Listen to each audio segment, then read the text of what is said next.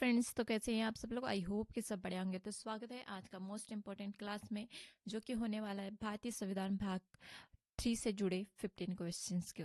और है ना, तो इस टाइप के क्वेश्चन आने वाले हैं, आप जरूर देख लीजिए पहले ही, ठीक है। तो चलिए बिना देरी करते हुए स्टार्ट करते हैं, क्वेश्चन की ओर बढ़ते हैं, क्योंकि ये 5-6 मिनट या 6-7 मिनट का भी वीडियो हो सकता है। और चलिए हम देखते हैं। फर्स्ट क्वेश्चन देखते हैं। भारतीय संविधान का भाग 3 किससे संबंधित है? इसका आंसर हो जाएगा मौलिक अधिकार से। भाग 3 में नागरिकों को दिए गए मूल अधिकार बताए गए हैं। यह अधिकार व्यक्ति की स्वतंत्रता की रक्षा करते हैं। सरकार इन अधिकारों का उल्लंघन नहीं कर सकती। ठीक है। क्वेश्चन नंबर सेकंड, अनुच्छेद 21A किससे संबंधित है? तो ये होगा हमारा शिक्षा का अधिकार से। ठीक है।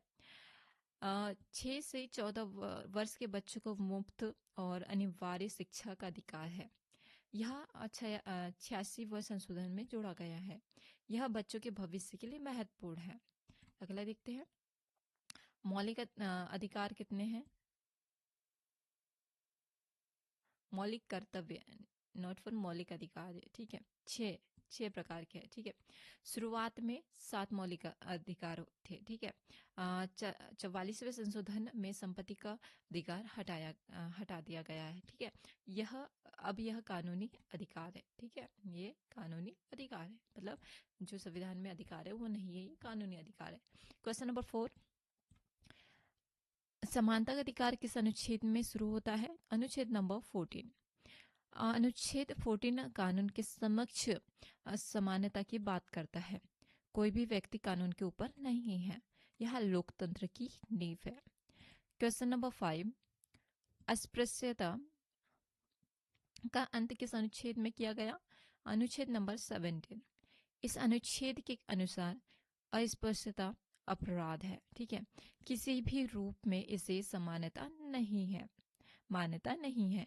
यह सामाजिक समानता को बढ़ावा देता है। किसे देता है? सामाजिक को बढ़ावा देता है।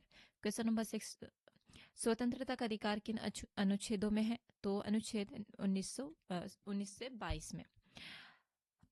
इन अनुच्छेदों में बोलने, घूमने और व्यवसाय करने की स्वतंत्रता है। ये अधिकार लोकतंत्र को मजबूत करते हैं। कुछ उचित प्रतिबंध भी लगाए जा सकते हैं। अगला क्वेश्चन देखते हैं। अनुच्छेद 19 किससे संबंधित है? तो 6 प्रकार की स्वतंत्रता से। इसे अभिव्यक्ति, सभा, संघ, आवागमन आदि की स्वतंत्रता है। ये अधिकार केवल भारतीय नागरिकों को मिलते हैं।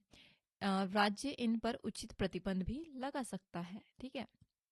क्वेश्चन नंबर 8, जीवन और व्यक्तिगत स्वतंत्रता के अनुच्छेद में है। किस अनुच्छेद में? अनुच्छेद नंबर 21 में। यह सबसे महत्वपूर्ण मौलिक अधिकार माना जाता है। इसके अंतर्गत शिक्षा और गोपनीयता जैसे अधिकार भी आते हैं।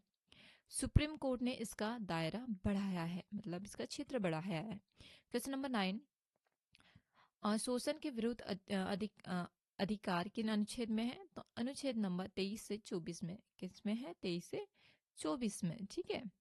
अगला क्वेश्चन पॉइंट्स देखते हैं। इनमें मानव तस्करी और बाल श्रम पर रोक है, ठीक है। 14 वर्ष के कम बच्चों से खतरनाक काम नहीं कराया जा सकता। यह मानव अधिकारों की रक्षा करता है, ठीक है। अगला देखते हैं। धार्मिक स्वतंत्रता का अधिकार किन अनुच्छेद में है? तो अनुच्छेद नंबर 25 से 28 में। हर व्यक्ति को धर्म को मानने और प्रचार करने की स्वतंत्रता है।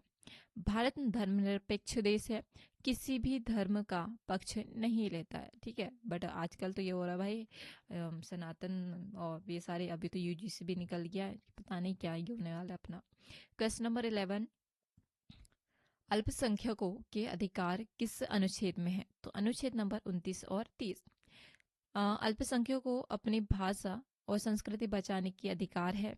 वे अपने शैक्षणिक संस्था चला सकते हैं या विधिवत को सुरक्षित रख सकते हैं। क्वेश्चन नंबर 12, संवैधानिक उपचार का अधिकार किस अनुच्छेद में है? अनुच्छेद नंबर 32। इसे संविधान की आत्मा कहा गया है। इससे व्यक्ति सीधे सुप्रीम कोर्ट जा सकता है। यह मौलिक अधिकारों की रक्षा करता है। ठीक है, अगला क्वेश्चन देखते हैं, क्वेश्चन नंबर 13। मौलिक अधिकारों की रक्षा कौन करता है? तो सर्वोच्च न्यायालय। सुप्रीम कोर्ट संविधान का संरक्षक है। यह अधिकारों के उल्लंघन पर हस्तक्षेप करता है। न्यायिक समीक्षा का इसका अधिकार, इसका आधार है। Question number 14। क्या मौलिक अधिकार सभी को मिलते हैं? नहीं, कुछ केवल नागरिकों को। अनुच्छेद 19 केवल नागरिकों को मिलता है, जबकि अनुच्छेद 21 विदेशी नागरिकों को भी मिलता है। यह परीक्षा में पूछा भी गया है। ये मैंने इसलिए लिखा है क्योंकि भाई जैसे कोई अनुच्छेद के बारे में या फिर नागरिकता के बारे में हो तो पूछा जाना ही है, इसलिए मैंने इसमें ऐड कर दिया। Question number 15। आपातकाल में मौलिक अधिकारों का क्या होता है?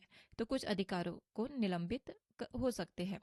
ठीक है, राष्ट्रीय आपातकाल में अनुच्छेद 19 स्थगित हो सकता है, लेकिन अनुच्छेद 20 और 21 सुरक्षित रहते हैं। यह संतुलन बनाए रखने में महत्वपूर्ण है। तो चलिए, ये हो गया हमारे भाग नंबर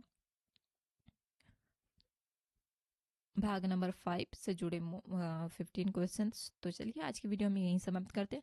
मिलते हैं नेक्स्ट वीडियो में, तब तक के लिए थैंक यू सो मच। जय हिंद, जय भारत।